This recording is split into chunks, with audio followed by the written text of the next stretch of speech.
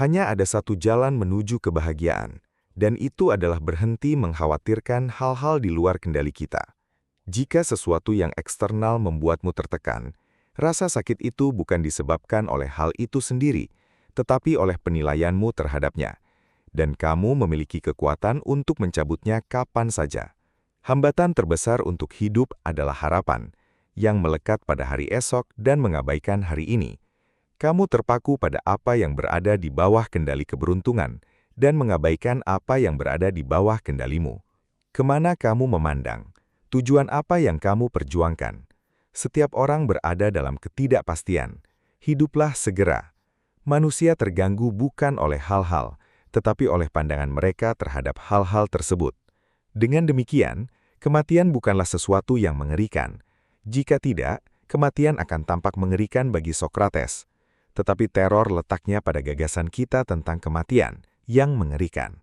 Karena itu, ketika kita merasa terhambat, terganggu, atau menderita, jangan pernah kita menyalahkan orang lain tetapi pada diri kita sendiri, yaitu pada pendapat kita sendiri.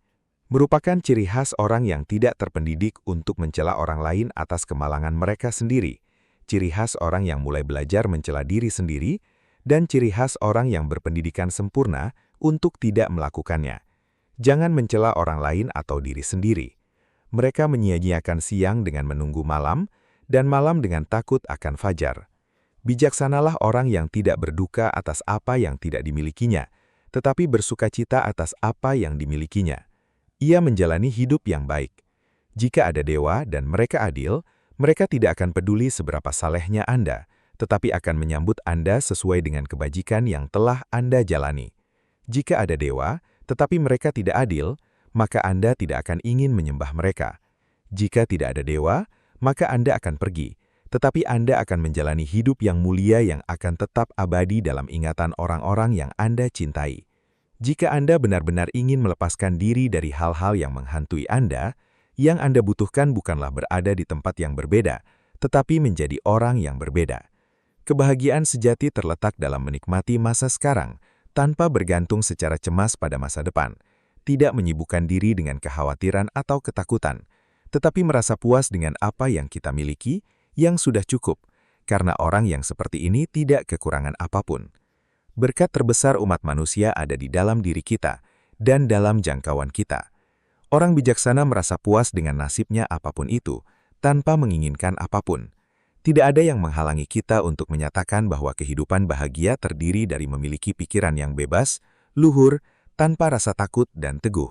Pikiran yang berada di luar jangkauan rasa takut, di luar jangkauan keinginan, yang menganggap kebajikan sebagai satu-satunya kebaikan, keburukan sebagai satu-satunya keburukan, dan segala sesuatu lainnya sebagai kumpulan hal-hal yang tidak berharga, yang datang dan pergi tanpa menambah atau mengurangi kebaikan tertinggi, dan tanpa mengurangi bagian apapun dari kehidupan bahagia atau menambahkan bagian apapun kepadanya. Seseorang yang berlandaskan demikian, suka atau tidak, pasti akan dibantu oleh kegembiraan dan kesenangan yang konstan, yang dalam dan muncul dari dalam jiwanya, karena ia menemukan kesenangan dalam sumber dayanya sendiri, dan tidak menginginkan kegembiraan yang lebih besar daripada kegembiraan internalnya. Ketika seseorang menyakitimu, tanyakan pada dirimu sendiri apa yang mendorongnya melakukan itu. Setelah kamu memahami konsepnya tentang baik dan buruk, kamu akan merasa kasihan padanya, dan berhenti terkejut atau marah. Jika konsepnya mirip dengan konsepmu, maka kamu wajib memaafkannya, karena kamu akan bertindak seperti dia dalam keadaan serupa. Tetapi jika kamu tidak memiliki gagasan yang sama tentang baik dan buruk, maka kamu akan kesulitan. Lebih mudah mengabaikan kesalahan seseorang yang bingung dan berada dalam dilema moral. Kekayaan bukanlah memiliki banyak harta benda, tetapi memiliki sedikit keinginan. Jangan bicarakan filosofimu, internalisasikanlah. Pertama-tama, katakanlah pada dirimu sendiri siapa kamu, lalu lakukanlah apa yang harus kamu lakukan. Siapapun yang mampu membuatmu marah akan menjadi tuanmu. Mereka hanya bisa membuatmu marah ketika kamu mengizinkannya. Keadaan tidak membentuk manusia, keadaan hanya menyingkapkannya kepada dirinya sendiri. Jangan berusaha membuat peristiwa terjadi sesuai keinginanmu, tetapi berharaplah agar peristiwa itu terjadi bagaimana adanya, dan semuanya akan baik untukmu. Tuhan telah mempercayakan diriku sendiri. Tidak ada manusia yang bebas jika ia tidak menguasai dirinya sendiri. Seseorang harus hidup sedemikian rupa, sehingga kebahagiaannya sebisa mungkin tidak bergantung pada hal-hal eksternal.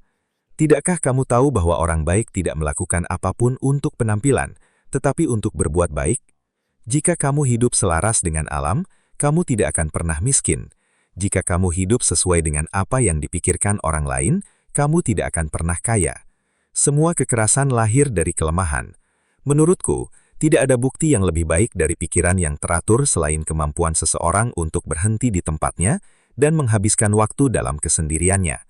Sebuah pemberian tidak terletak pada apa yang dilakukan atau diberikan, tetapi pada niat pemberi.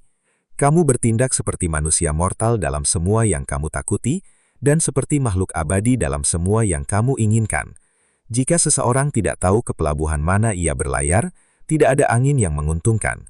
Kamu hidup seolah-olah kamu ditakdirkan untuk hidup abadi. Tidak ada pikiran tentang kerapuhanmu yang pernah terlintas di kepalamu. Kamu tidak memperhatikan waktu yang telah berlalu. Kamu menyia-nyiakan waktu seolah-olah kamu memilikinya berlimpah. Sekalipun hari yang kamu dedikasikan pada seseorang atau sesuatu mungkin adalah hari terakhir, jiwa tetap ternodai oleh warna pikiran mereka. Betapa banyak waktu yang diperoleh oleh seseorang yang tidak memperhatikan apa yang dikatakan, dilakukan atau dipikirkan. Mulailah setiap hari dengan berkata pada diri sendiri, "Aku akan menghadapi campur tangan, rasa tidak berterima kasih, kelancangan, ketidaksetiaan, niat jahat dan keegoisan, semuanya disebabkan oleh ketidaktahuan pelaku tentang apa yang ada.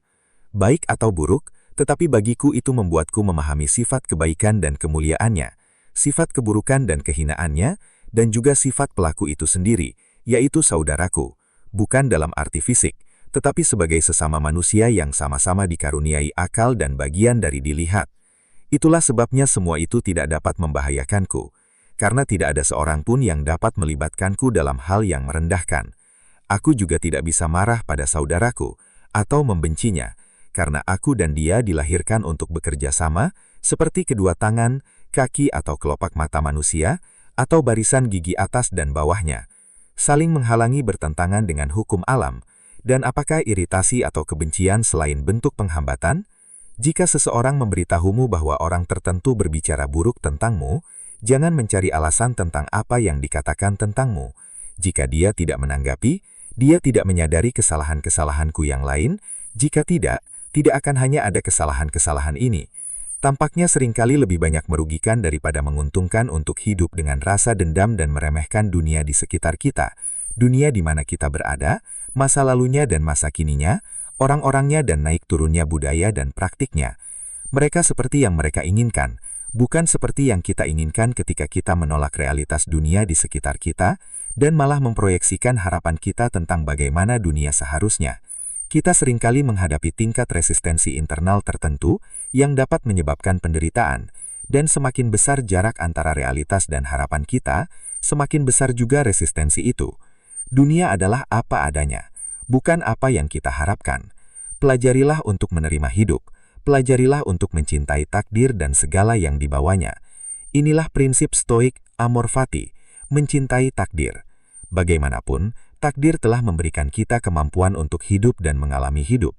Sayangnya, amor fati sering disalahartikan dengan penerimaan pasif dan pesimistis terhadap dunia di sekitar kita, dengan menerima kejahatan dunia, dan berbaring sambil menyaksikan hal-hal yang tidak kita setujui, atau tindakan buruk yang kita lihat dilakukan orang. Tetapi saya percaya ini adalah salah pemahaman terhadap prinsip stoik. Menerima realitas tidak berarti tunduk padanya. Itu hanyalah mempelajari kemampuan untuk melihatnya secara objektif dan menerima bahwa pada saat ini, itulah keadaan dunia. Ini adalah kemampuan kita untuk melihat hal-hal di sekitar kita, dengan jelas bukan melalui lensa yang terdistorsi.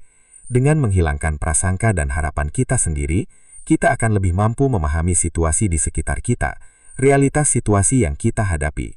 Tidak dibutakan oleh prasangka dan harapan kita sendiri, kita dapat dengan lebih jelas memahami apa yang berada di bawah kendali kita dan apa yang tidak. Dan cobalah untuk menggunakan kendali itu untuk mewujudkan perubahan terlebih dahulu dalam diri kita sendiri, lalu jika memungkinkan di dunia di sekitar kita, untuk memperbaikinya. Ketika Anda merasa marah pada seseorang, pikirkan apa yang menyebabkan mereka berperilaku seperti itu. terlalu mudah untuk menilai dari perspektif kita sendiri, tetapi sangat berbeda untuk mencoba menempatkan diri di tempat orang yang telah menyinggung kita, dan mencoba memahami kesulitan apa yang telah mereka alami, beban apa yang mereka pikul, atau bagaimana hidup telah memperlakukan mereka hingga saat mereka sangat menyinggung kita. Banyak orang mencoba melakukan yang terbaik dengan apa yang mereka miliki, dan meskipun kita semua bertanggung jawab atas tindakan kita, seringkali harus ada batasan antara pengalaman seseorang dan perilakunya. Bagi saya, salah satu ironi terbesar dalam hidup adalah keinginan manusia untuk menemukan kenyamanan, untuk menghilangkan semua sumber kesulitan dan penderitaan, demi kenyamanan ketika ini berlaku untuk kebutuhan dasar kita seperti makanan, tempat tinggal, keamanan dan pertemanan. Bagi saya kenyamanan dan stabilitas masuk akal. Tetapi ketika kenyamanan dan penghilangan semua kesulitan diperluas ke setiap sudut hidup kita, tampaknya hal itu membawa kesulitannya. Sebagian orang, kerendahan hati sebagian lainnya. Sebagian tunduk pada kekuatan eksternal, sementara yang lain menaati tiran di dalam diri. Pengasingan membuat sebagian orang tetap di tempatnya, imamat sebagian lainnya. Seluruh kehidupan adalah perbudakan, oleh karena itu setiap orang harus terbiasa dengan kondisinya sendiri, mengeluh sesedikit mungkin, dan berpegang teguh pada apa yang mereka miliki, berpegang teguh pada hal baik apapun yang ada di dekat mereka. Tidak ada yang begitu pahit sehingga pikiran yang tenang tidak dapat menemukan hiburan di dalamnya. Tablet kecil berkat keterampilan penulisnya seringkali telah melayani banyak tujuan, dan pengaturan yang cerdas seringkali membuat sebidang tanah yang sangat sempit menjadi layak huni. Terapkan akal sehat pada kesulitan, keadaan keras dapat diringankan, batas-batas yang sempit dapat diperluas, dan hal yang memberatkan dapat dibuat agar tidak terlalu menekan mereka yang menanggungnya dengan cerdas. Jika Anda merasa tertekan oleh sesuatu yang eksternal, rasa sakit itu bukan disebabkan oleh hal itu sendiri, tetapi oleh penilaian Anda terhadapnya. Dan ini Anda memiliki kekuatan untuk mencabutnya kapan saja. Argumen-argumen ini tidak berhubungan. Saya lebih kaya daripada Anda, oleh karena itu saya lebih baik daripada Anda. Saya lebih fasih daripada Anda, oleh karena itu gaya saya lebih baik daripada gayamu. Tetapi kamu, bagaimanapun juga, bukanlah harta benda atau gaya. Jika kamu telah menyerah pada amarah, yakinlah bahwa di luar kejahatan yang ditimbulkannya, kamu juga telah memperkuat kebiasaan burukmu. Kebiasaan dan kemampuan pasti dipengaruhi oleh tindakan yang sesuai. Seseorang yang pernah demam, meskipun sudah sembuh, tidak dalam kondisi kesehatan yang sama seperti sebelumnya, kecuali kesembuhannya sempurna. Hal serupa terjadi pada penyakit mental. Di baliknya tetap ada warisan berupa bekas dan lecet, dan kecuali ini dihilangkan secara efektif, pukulan selanjutnya ke tempat yang sama tidak lagi hanya akan menghasilkan lecet, tetapi luka yang lebih parah.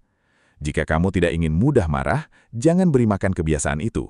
Jangan berikan apapun yang dapat berkontribusi untuk meningkatkannya. Pada awalnya, diamlah dan hitung hari-harimu tidak marah. Sebelumnya, saya marah setiap hari, kemudian setiap 2 hari, lalu setiap 3 hari. Dan jika Anda berhasil bertahan selama 30 hari, persembahkan kurban kepada para dewa sebagai ucapan syukur saat fajar. Ketika Anda sulit bangun dari tempat tidur, katakan pada diri Anda sendiri, saya harus bekerja sebagai manusia. Apa yang harus saya keluhkan jika saya akan melakukan apa tujuan hidup saya? Apa alasan saya dilahirkan ke dunia ini? Saya diciptakan untuk melingkur di bawah selimut dan tetap hangat. Sampai kita mulai hidup tanpa hal-hal itu, kita tidak menyadari betapa tidak perlunya banyak hal. Kita telah menggunakannya bukan karena kita membutuhkannya, tetapi karena kita memilikinya. Jika Anda mencari ketenangan, lakukan hal yang lebih sedikit, atau lebih tepatnya, lakukan hal-hal penting. Apa yang dibutuhkan oleh logos makhluk sosial dan dengan cara yang dibutuhkan, yang membawa kepuasan ganda.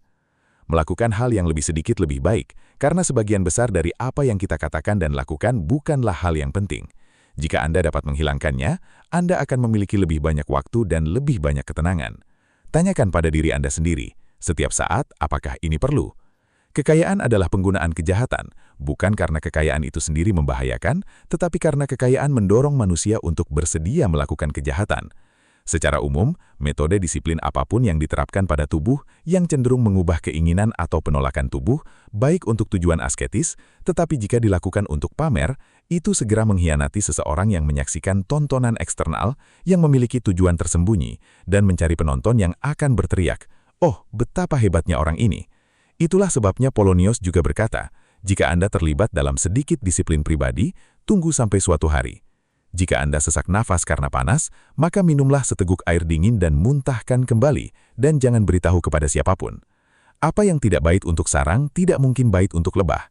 Komitmen terhadap keadilan dalam tindakan Anda sendiri berarti pikiran dan tindakan yang bermanfaat bagi kebaikan bersama, yang untuk itulah Anda dilahirkan.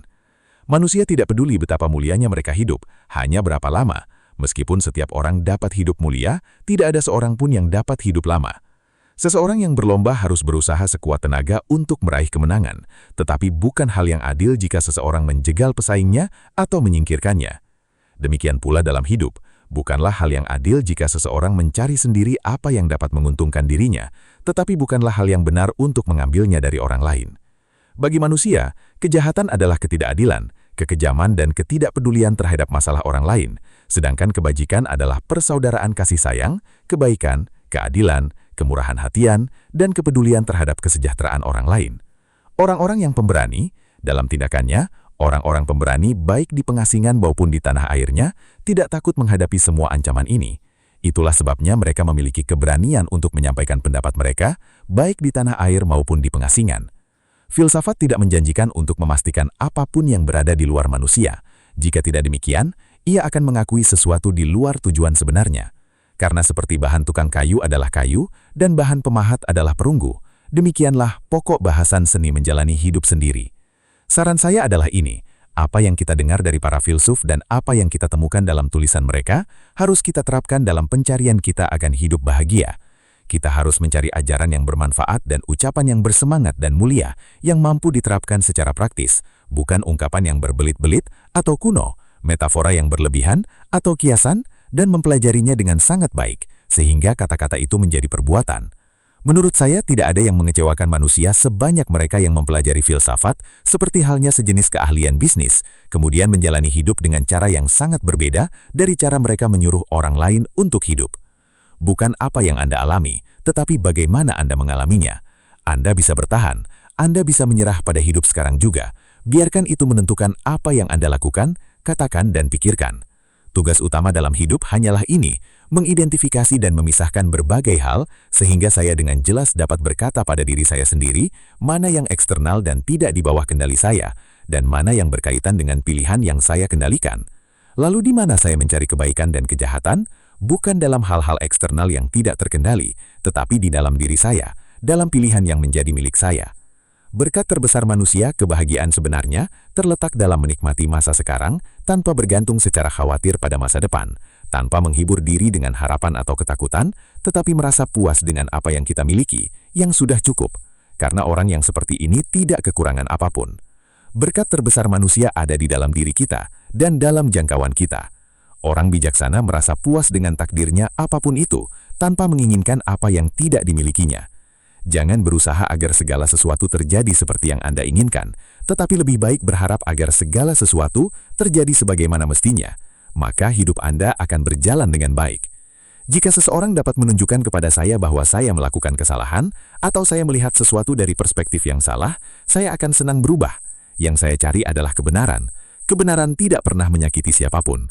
Jika Anda mencapai sesuatu yang baik melalui kerja keras itu pergi dengan cepat, tetapi kebaikan itu tetap ada. Jika Anda melakukan sesuatu yang memalukan dalam pengejaran kesenangan, kesenangan itu pergi dengan cepat, tetapi rasa malunya tetap ada. Anda tidak dapat memoles permata tanpa gesekan, atau menyempurnakan manusia tanpa ujian. Bersikaplah toleran terhadap orang lain, dan tegaslah terhadap diri Anda sendiri. Tidak ada yang memiliki kekuatan untuk memiliki segala sesuatu yang mereka inginkan, tetapi mereka memiliki kekuatan untuk tidak menginginkan apa yang tidak mereka miliki, dan dengan gembira menggunakan apa yang mereka miliki dengan sebaik-baiknya.